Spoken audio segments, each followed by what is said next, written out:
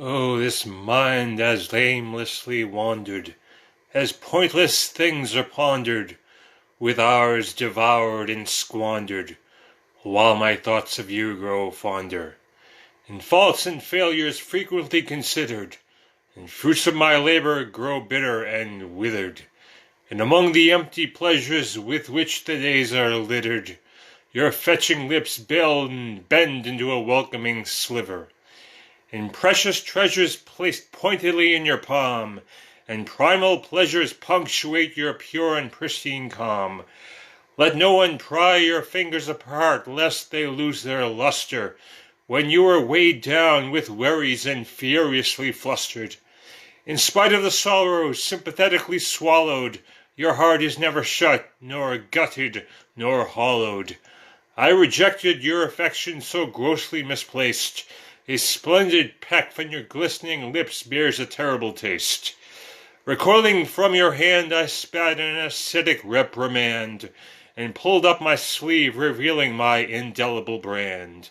And damning denials, and words condescending, inflict what I must to stem your pretending, as chilling confessions chill, then still, then kill your innocence. I'll crush whatever you consecrate, and bear all consequence, and dash your delicate dreams, treat them as though they were drivel, and drive you away, as your illusions of me they shrivel. And here's where it starts.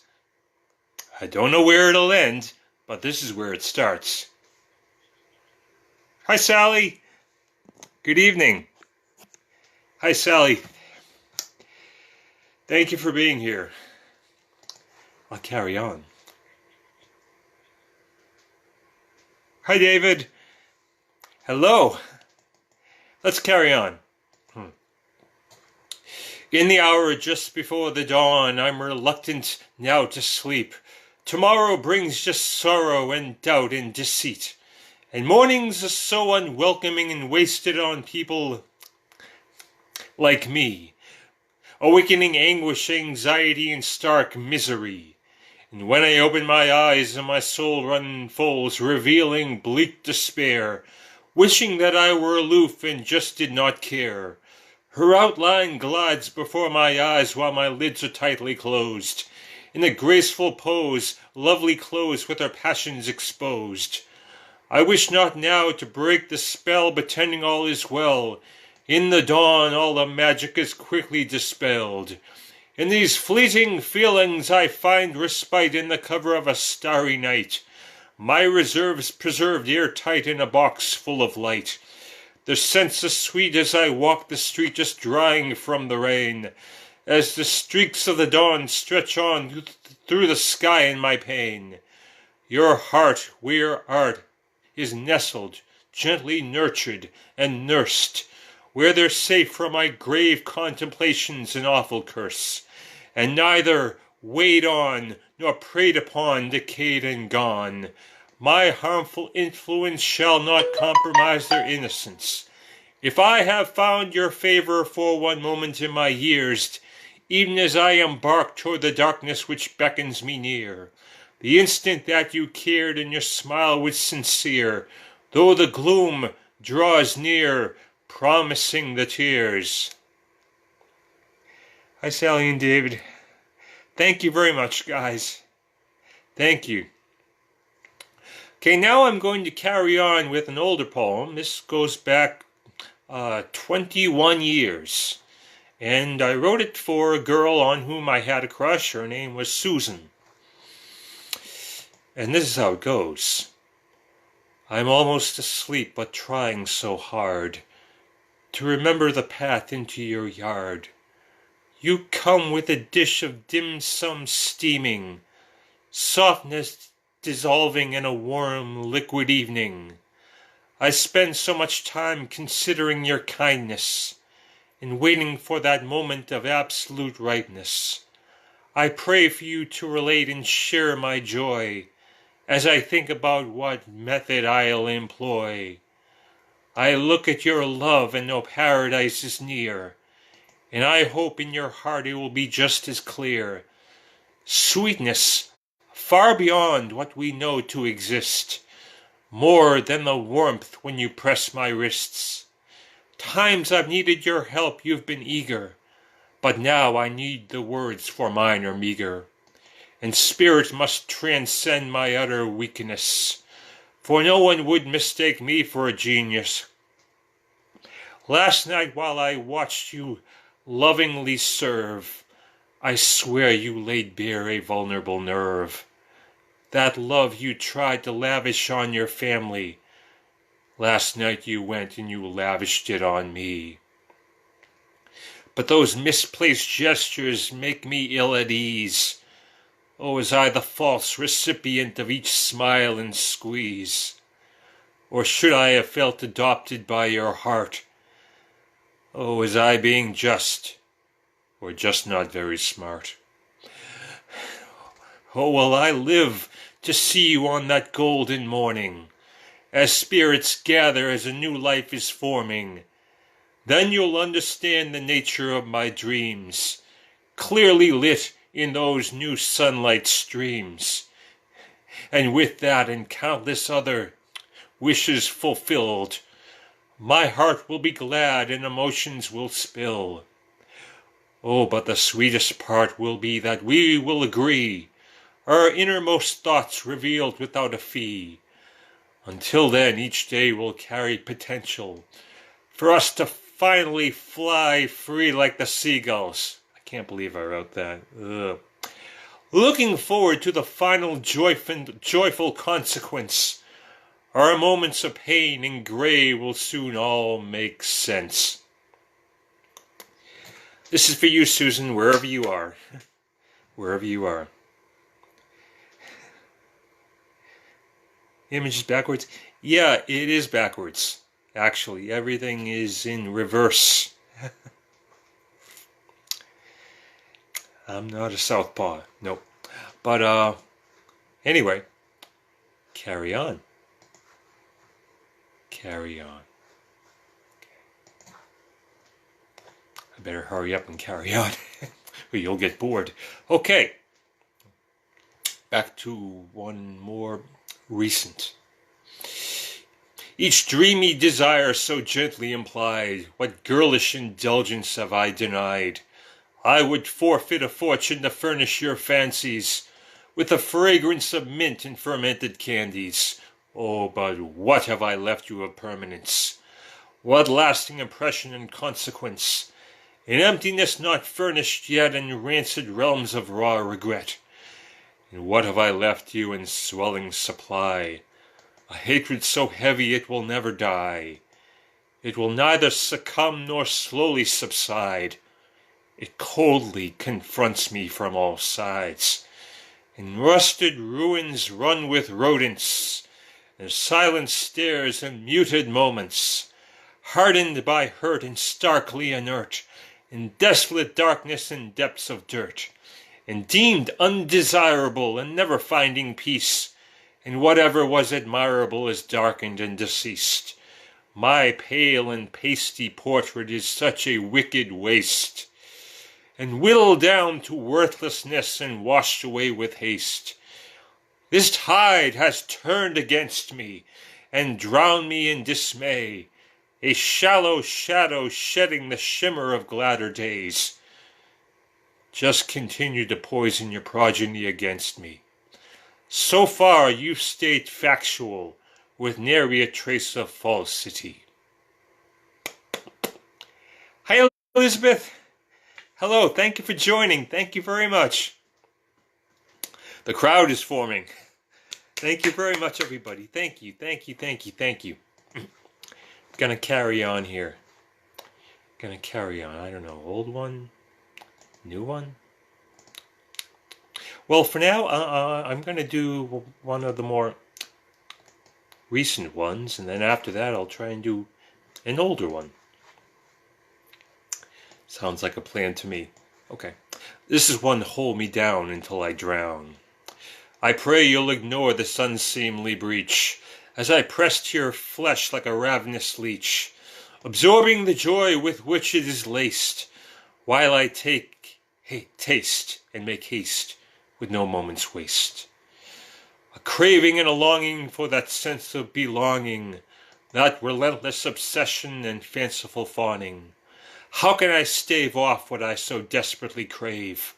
I will cave like a depraved, unsaved slave, and treasure each pleasure, however it be dispensed, and consider neither cost nor dreadful consequence, enduring the stares and the derision and the shame, and no good name maintained or bursting into flames, and lying on my bed, unwed, as my mind swirls with dread, and weighing on my soul, seldom consoled, and heavy as lead, days slipping away, as hope it disappears, so thorough the state of disrepair.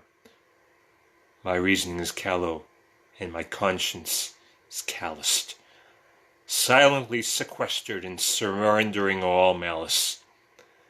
I solemnly watched as my dreams were debauched, so tenderly planned yet terribly botched.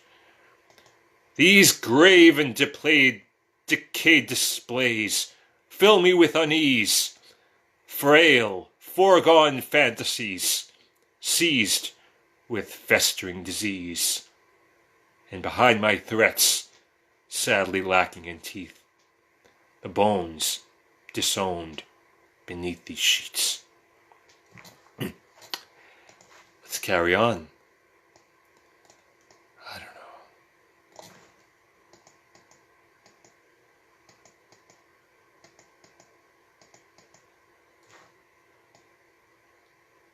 I should stop thinking and just read the next poem.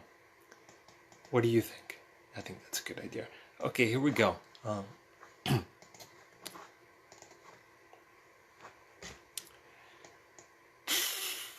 I don't even know if I can read this one, so I'll read this one instead. It's a dark one.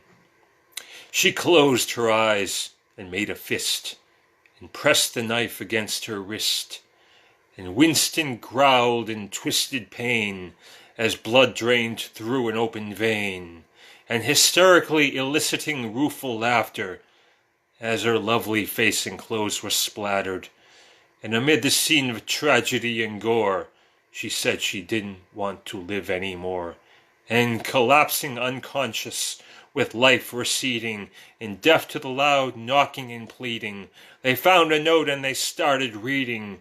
Now they were rushing to stem the bleeding. Someone cried, "Don't die," violently shook her till she opened an eye. Then they wrapped her wounded wrist in gauze.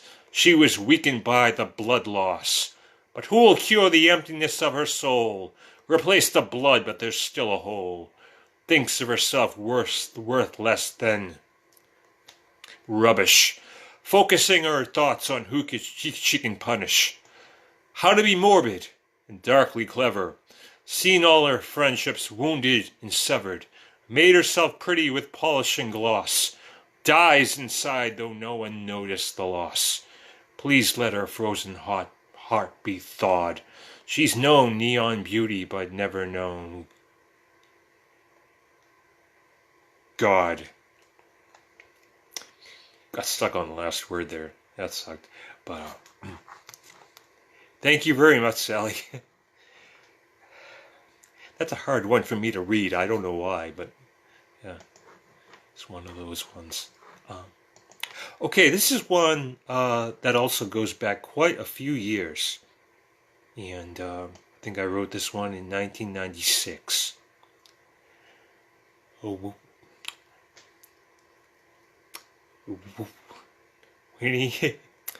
If only I could start it.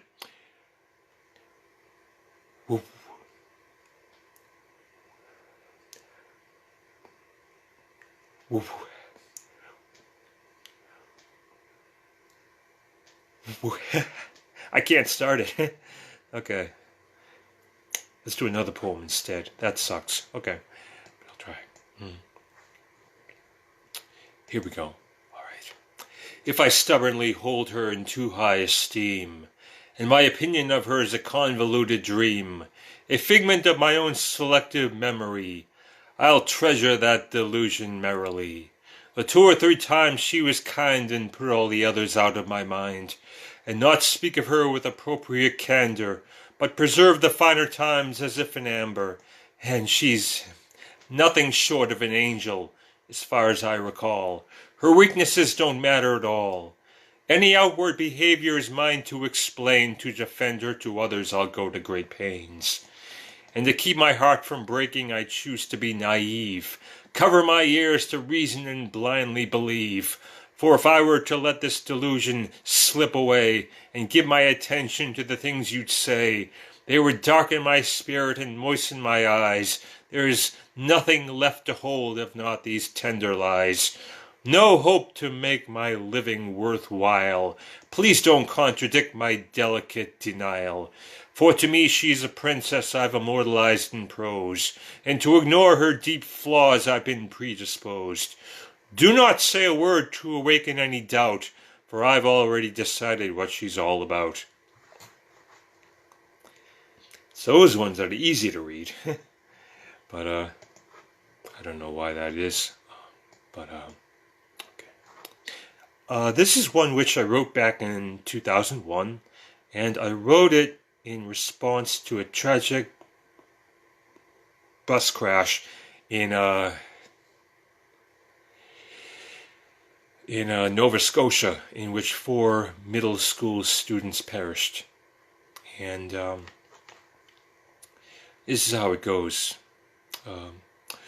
Oh, the bewildered stares and the eyes of the stunned, revealed in the light of the slow-rising sun. And music and clothing, they clutter the grass, soft timber weeping in pieces of glass. A girl with her hands clasped over her lips, and everyone slowly coming to grips. They grab and hold fast to the nearest pair of arms, in the bleak desolation of pastures and farms. There's a boy in a daze clutching a bear, and the stench of manure in the air. Someone lays the instruments gently in a pile, and tries to offer comfort with a weary smile. And one mother is shattered and devastated, regretful for ever having hesitated in granting her young daughter's desires. She's awakened to see that life expired, crushed beneath the weight of the bus. Why had she made the slightest fuss over the pants with the monkey embroidered in? She longs for her daughter's endearing grin. That life and 3 others were instantly gone. They lie as if sleeping in the grim misty dawn. She wanted to share in her daughter's joy. Now those hopes and dreams are all destroyed. This grim day is slowly warming, followed by funerals and tears of mourning. Parents bury their children right before their eyes. They tenderly remember and warmly eulogize. Their years were cruelly few and with unfulfilled desiring, and yet what they had made was good and inspiring. See their friends and family overcome with grief, and embrace the nearest stranger for some relief. When will this gloom lift and the sorrow cease? And are those children at God in peace?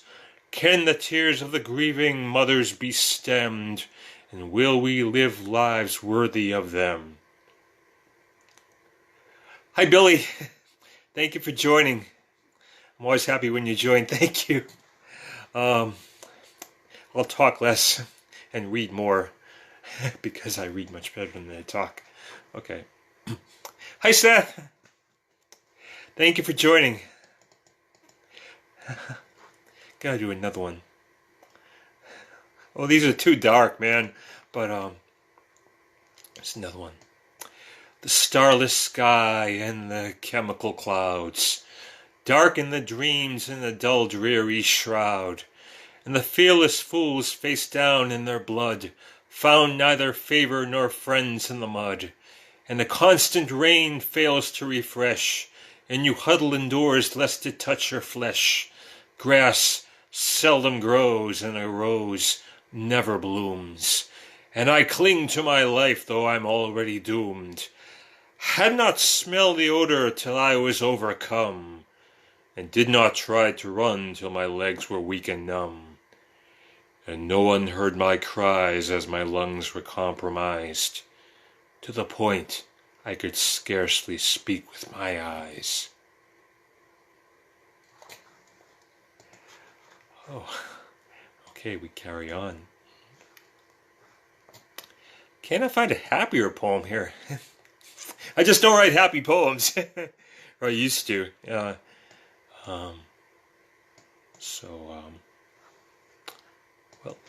carry on this one. Oh, hidden behind the prudent picture I project, streams of murky musings and needs I must neglect. No one would suspect these longings I protect, deep with dimension and difficult to dissect.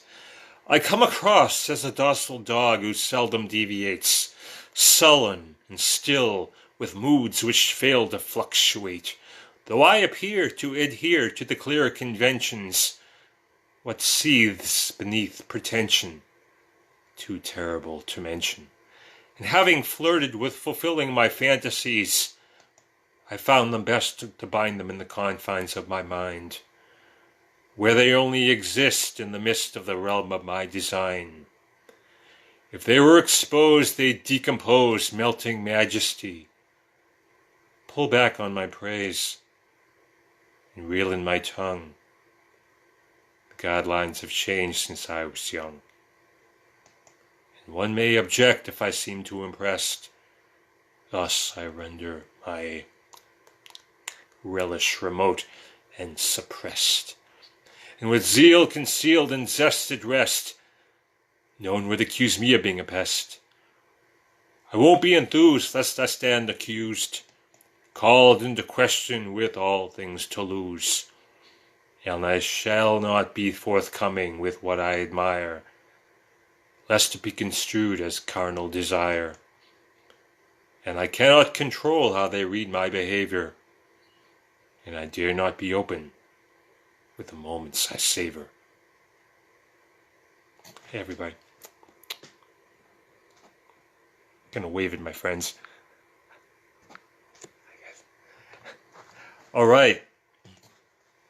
While I'm going, I'll keep going. Oh, this is one I've tried a couple of times before, but I'll try it again. Holly's heart is full and unfettered, eager to pull you into the warmth of her sweater, and barely appraise with no moment's waste, and dazed and amazed when you're heartily embraced. And with the tip of her nose she nuzzles your neck, a considerate soul with an urge to protect, and smoothing your hair with a soothing motion, gently stemming your spirit's erosion, and lay bare the cares which wear on your mind, whether well described or ill defined. Coming from her kitchen she plants a kiss on your head, with a dish of homemade butter and a loaf of Irish spread. And when her house is imposingly calm, but for the pounding rain, she roams from room to room, extinguishing every flame, and firmly insisting every book be closed. Turn off your device, put down your prose, drawing the blanket up over your chest, lest you obsess, thus tainting your rest. Holly crafts a careful path for your mind to safely travel, holds the shadows well at hand as consciousness unravels, and the feasting beasties stay at bay, not preying on your musings, to overwhelm that realm with figments frequently confusing.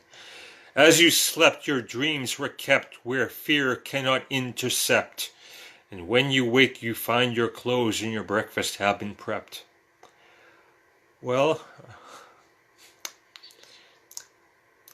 that was better than it has been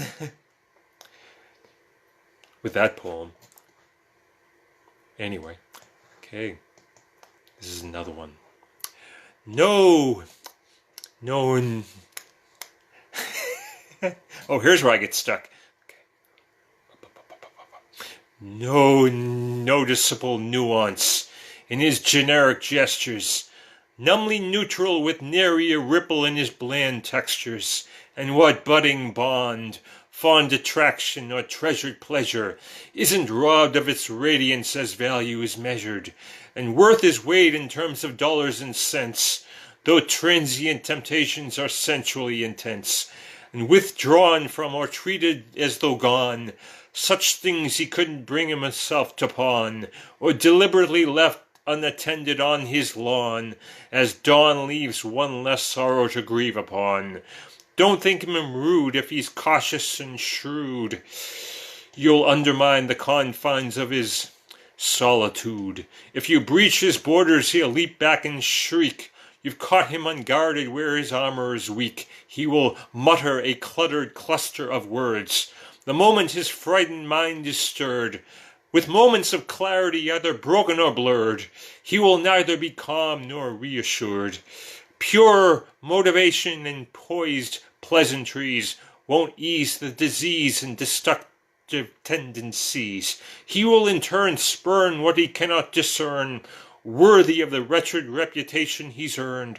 Goodwill wasted and unwelcome in his space, erased and replaced with heartbroken haste. Hi, Rick.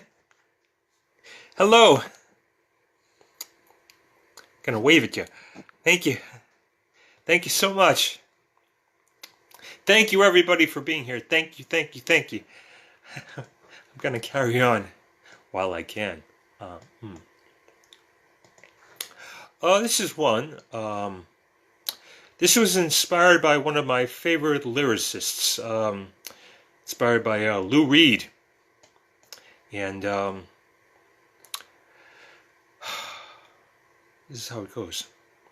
Oh, the faucet drips so the pipes won't freeze. He wakes her coming in with the groceries, and bundled in blankets with the baby on the floor, late from her shift at the liquor store. Then the Crystal Tiger from 8 to 4, where she strips for tips while patrons roar. She crosses the room and pulls back the drape, revealing a frost-covered fire escape, and reaches for the bottle of 2%, then counts up the cash to pay up the rent. A brief discord over how to afford a christening gown, when the baby's famished wail erupts and resounds, and positioning her darling on her spandex skirt as she pulls down the collar of her gray sweatshirt, and nurses her until it invariably hurts, once she ceases to suck and sits inert. She then covers her breast and her pronounced ribs, and places her daughter in a pink and white crib. He fills his mouth so small and gaunt with what he could scrounge from the restaurant, where he waits on tables in the lunchtime rush, till he's filled with guilt and does ruefully blush, and hands it to her as she tightens her brassiere. In a matter of minutes she will disappear. While I can hold it together. I don't want to press it. Oh! Well, ladies and gentlemen, now since it appears to be the Christmas season, I'm going to carry on with a rather unorthodox Christmas poem, and this is how it goes. Pressing his swollen nose to the frosted pane, leaving residue from the rocks of cocaine, and tin drums and sugar plums in mechanical display, standing numb from a pint of rum and years of decay.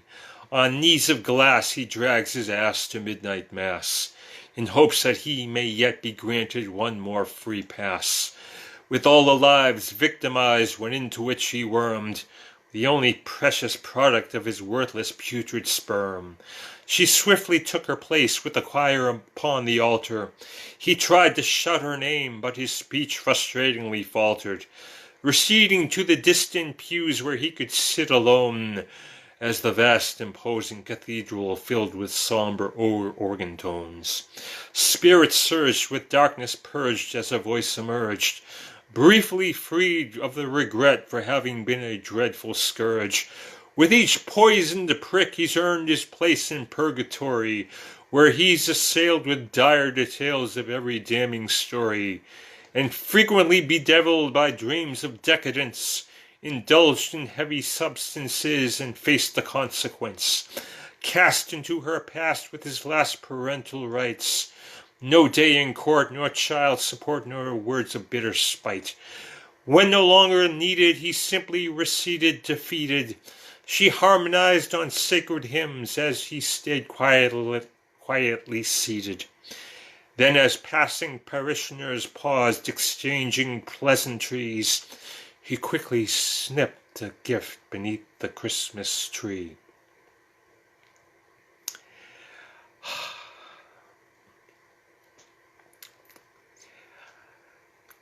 I hope you're enjoying it. Thank you, Sally. Thank you. Thank you, everybody. This is great. This is great. I can't believe I'm able to read this as well as I can. If only I could speak as well as this. Yeah, but I take what I can. All right. All right. This is one called Chelsea, Who Shall Never Know. Oh.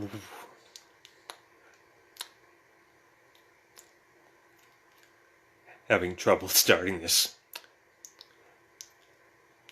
When you entered the room, I played possum, passing on another chance for friendship to blossom.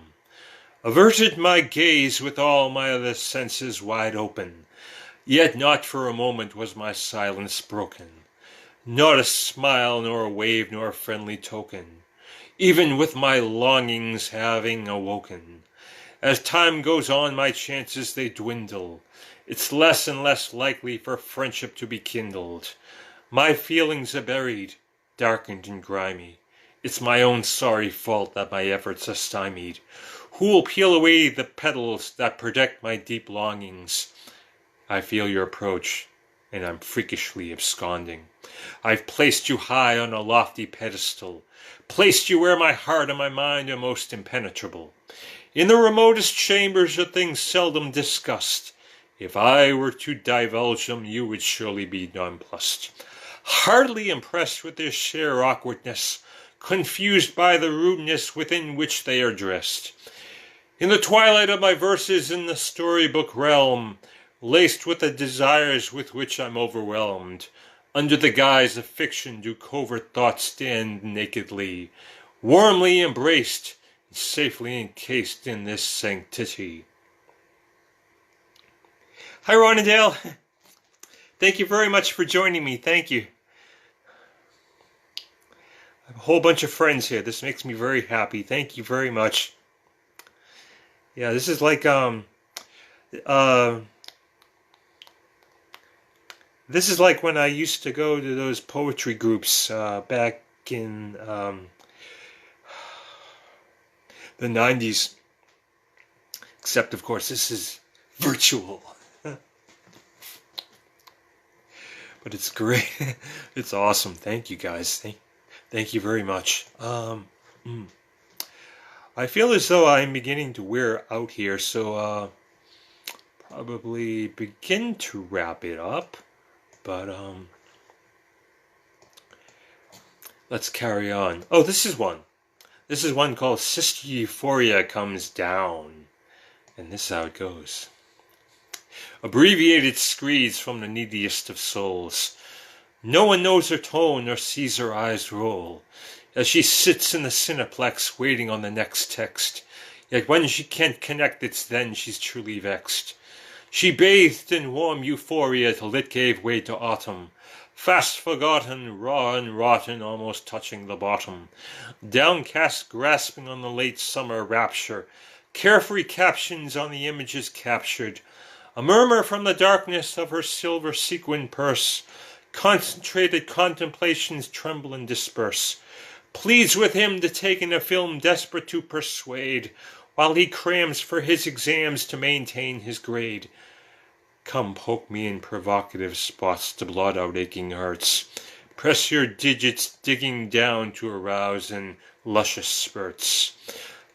so tightly wound, till you surround me, breaching my bounds, and bliss abounds as you literally lift me off the ground. I'll find you in the library reciting lengthy lists, spot your chair and venture near and clasp your wrists. Allow me to guide as we stride through the nighttime traffic.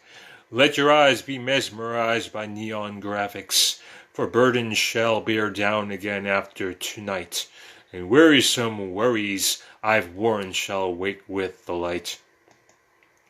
But delve into these delights while bright respite reigns, until I'm drawn to fear the dawn and promises of pain. Thank you very much. I'll see if I can find something older, mix it up a little bit. If I can find it fast. If I can't find it fast, I'll just carry on with one of the more recent poems. But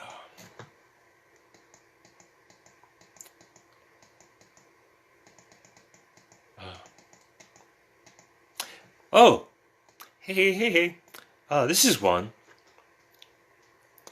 This is one I wrote about 16 years ago, and it's called Now That Your Heart Is Broken.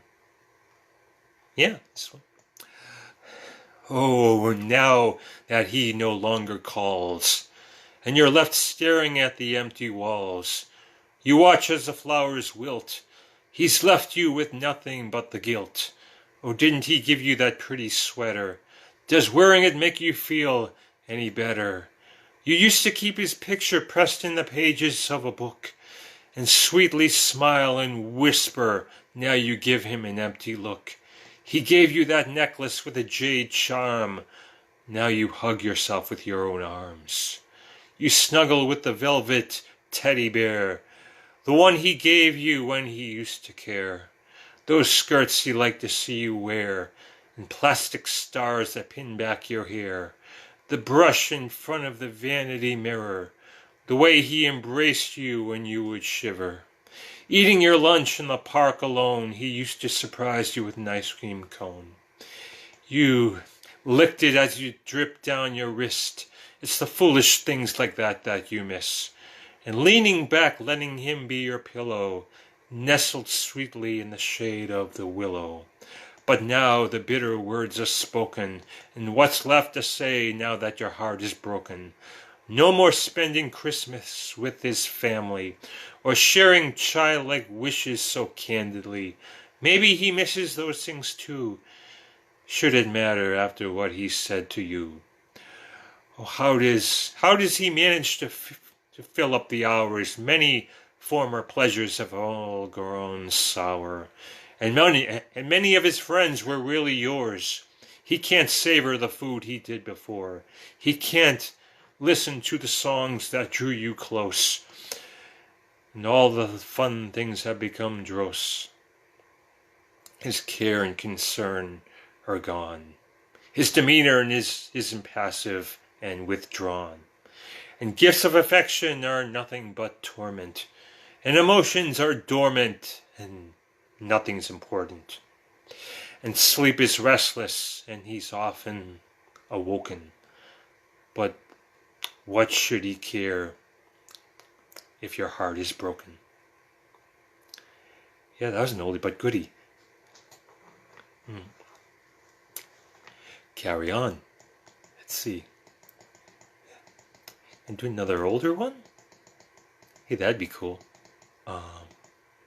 This is one. This one. Okay. This is one. Oh, okay. This is Amber Morning. I wrote this about my workmate. He was telling me about her niece, and well, it's probably easier if I skip the story and just read the poem. Yeah. Okay. Okay. This is Amber Morning. Oh, and much like a mantis trapped in amber, you will never see decay, or age another day, or gray, or pass away. Another creature caught and resigned to its lot, deprived of freedom it had once sought. Maybe your diamond or stillborn butterfly, although you bitterly cry, you're sweeter to my eye. Your spirits, they wilt and they plummet. Tears drop to the bottom of your stomach.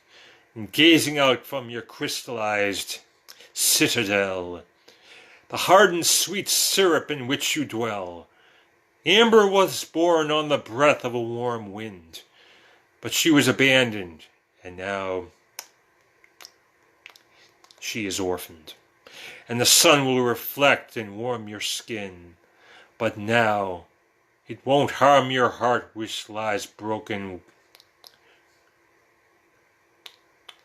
within. And never a blemish or a bruise on your chin, and the cold of the winter cannot enter in. And the forest has adopted and hidden you in a tree, who protects and cradles you so lovingly. And you witness the wonders before your eyes, and glow golden brown in each virgin sunrise. Well, that was harder to read than I expected, but maybe if I read it a few more times in the future, it'll be as easy as pie. But I carry on. Let's carry on with something more recent here. Here we go.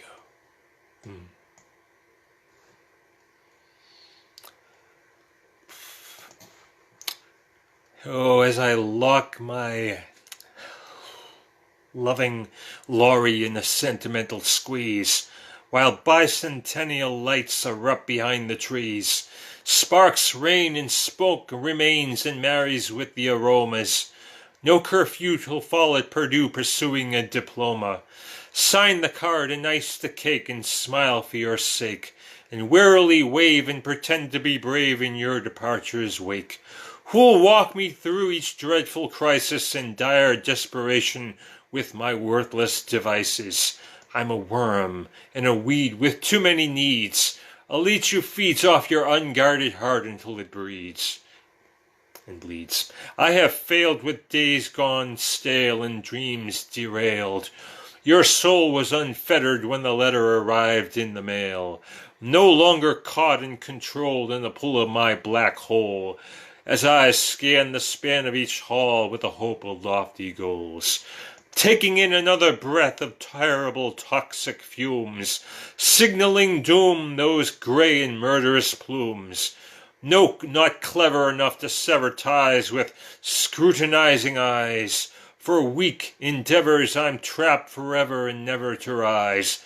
Blocks of time defined by designs to quietly follow. Praise feels hollow, yet I solemnly swallow. Consume the fuel while I screw with my tool, with the cold commitment to the cruelest of rules. As though to mask the blandness of my tasks, with carefully crafted comments in the off chance anyone asks.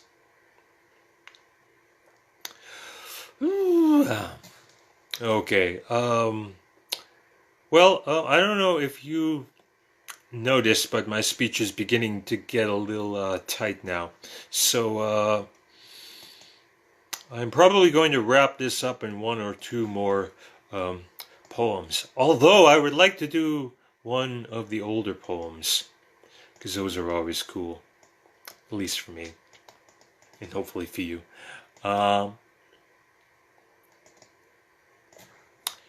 Let's go back. Let's see.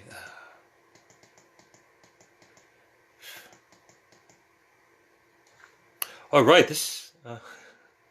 Thank you. Thank you.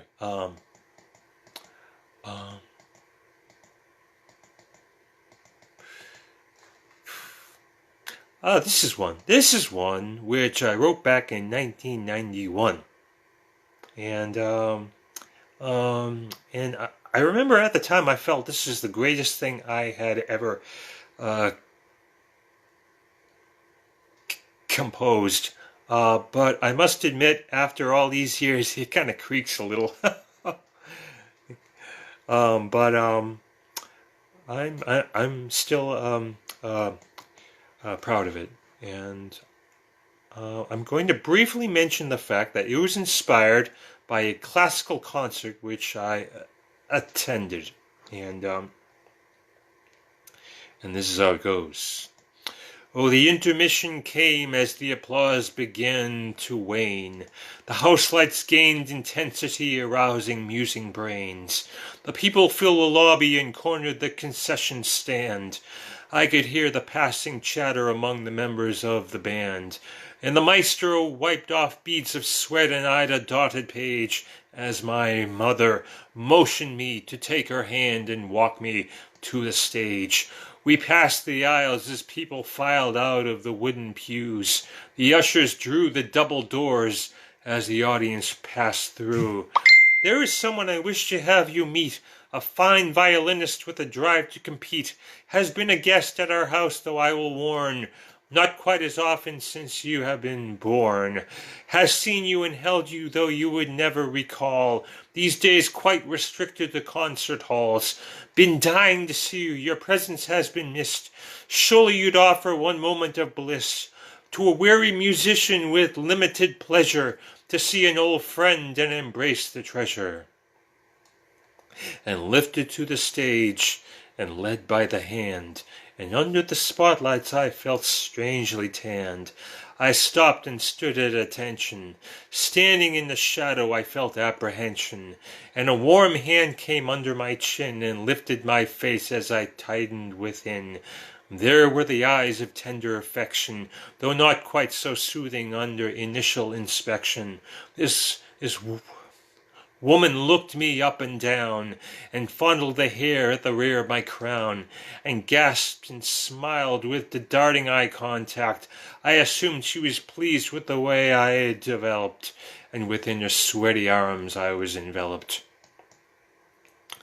When I last saw you, you had just left the cradle, earning your right to sit at the table, and leaving a river of drool in your path. Yes, that's how you stand in my photograph, that I take on the road to each orchestra show. I've missed you more than you will ever know. I'm so glad you came to see me perform. That photograph is fading and worn. Dear nephew, I love you, and that is our bond, long after the age of the music is gone. Hey, gee, that went pretty well. Much better than expected. All right. Well, okay, I'm feeling better now. Carry on with this one. This is the heart that you can't penetrate. It belongs to the man you strive to relate, but his joy and his spirit just disintegrate. The ire and the fire that inspire his hate. Gone is the sweetness of so long ago. Now the frowns of the people who pity him so. They clasp a denial, for they cannot let go. Who ask for a smile, and he coldly says no. Where the long tresses he's grown to resent. His eyes are uncaring and indifferent. His grin is diminished and his humor is spent. He pays no attention to your tearful lament. What was the attraction to which they were drawn? Now nothing remains to gaze upon. He grew so disgusted by how they would fawn.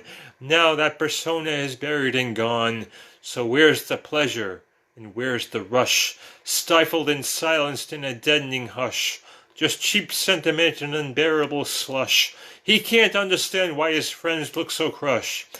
His feelings are burning and bitter to taste. He shattered his past with passionate haste, so broken that one could not possibly paste. Memories that he can no longer bear to face, shying away from those who come near. His warmest expressions have all disappeared. No patience for tears, he won't even care. He's really no longer even there. Pretty spooky, huh? Okay. Well.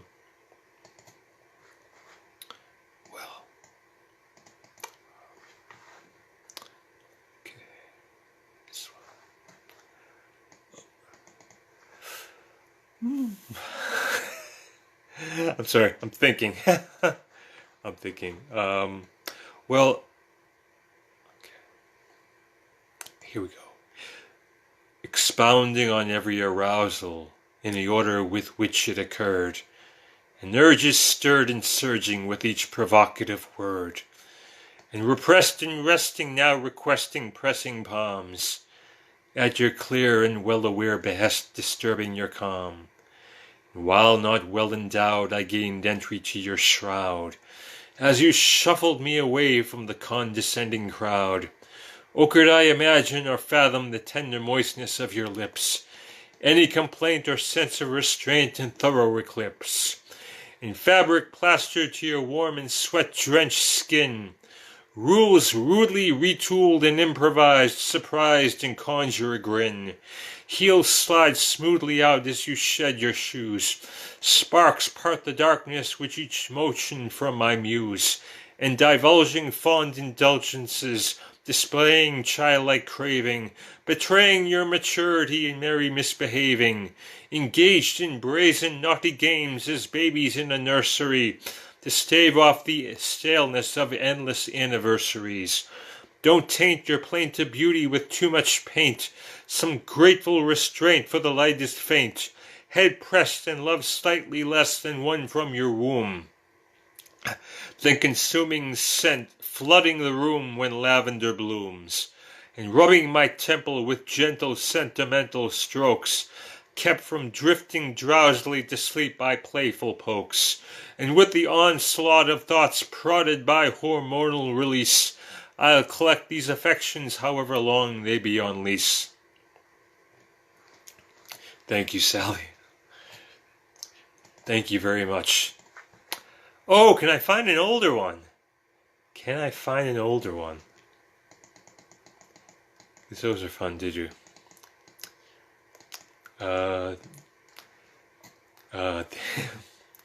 They're fun, yet they're nerve-wracking. Okay, this is one from way back when. This is one back from 1995. It's called Dory Clearwater.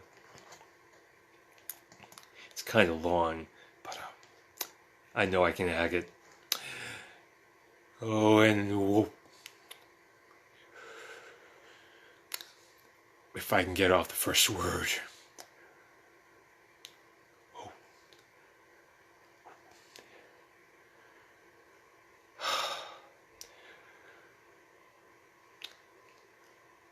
Watching you leap from an iron swing set, and hitting the ground and bowing in the sunset, and with the gentle lake behind you rippling softly, I watch you from the porch and sip my iced coffee. And the summer is fading on the first day of September. You wear your weather sweater, anticipating autumn weather. And the daylight's passing, but the night is lovely and cool, and your mind turns toward thoughts of school. It's a precious privilege to witness your adolescence, yet sad while you outgrow your childhood innocence. Like those harlequin cones you used to like, from the store where you used to ride your bike. Someday you'll fall in love and marry, though those years will seldom seem to vary. Each season has a beauty distinct from the others. The beauty of the winter may be the absence of colors. Because it rains in springtime, the summer is green. The trees will fill with color with this fall and then become lean. I remember when we'd hug and you'd sit in my lap. I'd sing with you the songs that made you clap. The stories and the poems that would coax you to smile. Then you'd run to your room and pull a toy from the pile. Oh, today I laid a blanket in the shadow of the trees. While I slept, I dreamt of all my sweetest memories. If you could see your mother as she carried you inside, with her face illuminated by the joy she couldn't hide. She got the news at Christmas time and loved you from then on, and planted you a tree among the flowers of the lawn. And she would whisper songs to you as we drive out to the farm, and in the whitewashed gazebo rock you in her arms. You came out with brown hair, almond eyes, and fawny skin, and she would gently touch her tiny, delicate limbs. And when you were small, you would speak and share your pure, express your cares, but you would soon speak and share your pure ideas. Yeah, goof there.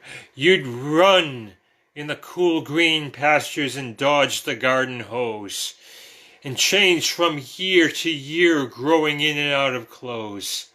I think of all the falls and the transitions you've withstood, or how will I deal with your passage into womanhood? You've pulled away the porcelain doll your grandpa bought, yet with a tender smile still gives me a joyful thought. I've met your friends when they've come to the house, when you've come home from school in your skirt and your blouse. Summer is gone and it's already turned to night, and the house is so quiet as I sit here and I write. I think of a cookout and the wooden tables in the grass, and I saw you sipping Kool-Aid from an ancient Snoopy glass. But I can see the Care Bears poster peeling from the plaster. I hear the gradual fading of your warm, winsome laughter. I'm afraid I'll have to end it there. I'm so tired I can barely speak anymore. But thank you very much, Sally and Billy and Seth and David and everyone who joined this evening. Thank you very, very much. And I'll see you again soon. Oh, and of course this will momentarily, keep my fingers crossed, this will momentarily post to my timeline and also my Facebook story. And also, if you have any questions with regard to the titles of the poems, I know all the titles. It's just it's harder for me to say the titles than to read the poems, if that makes any sense. And therefore, I just go from poem to poem to poem. But that's all. Thank you very much. Thank you, Sally. Well, I can't talk anymore, sorry. But I will respond to all of your comments very soon. Good night. Thank you.